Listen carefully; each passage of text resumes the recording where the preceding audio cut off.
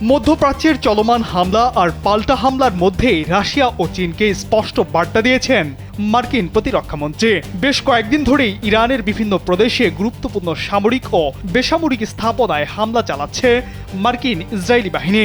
তাদের এমন পদক্ষেপের নিন্দা জানিয়ে সব পক্ষকে সংযত হওয়ার পরামর্শ দিয়েছে বিশ্বের দুই পরাশক্তি রাশিয়া ও চীন।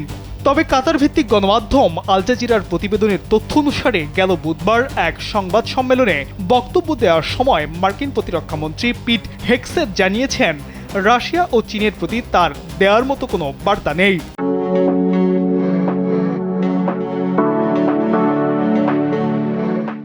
যদিও দেশ দুটির সঙ্গে ইরানের দীর্ঘস্থায়ী কূটনৈতিক ও বাণিজ্যিক সম্পর্ক রয়েছে, তিনি বলেন, রাশিয়া ও চীন এখানে প্রকৃতপক্ষে কোনো বিবেচ্য বিষয় নয়। দেশ দুটির সাথে আমাদের তেমন কোনো বিরোধও নেই, তবে ইরানের পারমাণবিক উচ্চাকাঙ্ক্ষার অবসান ঘটানোই এখন যুক্তরাষ্ট্রের মূল লক্ষ্য বলে উল্লেখ করেন মার্কিন প্রতিরক্ষামন্ত্রী।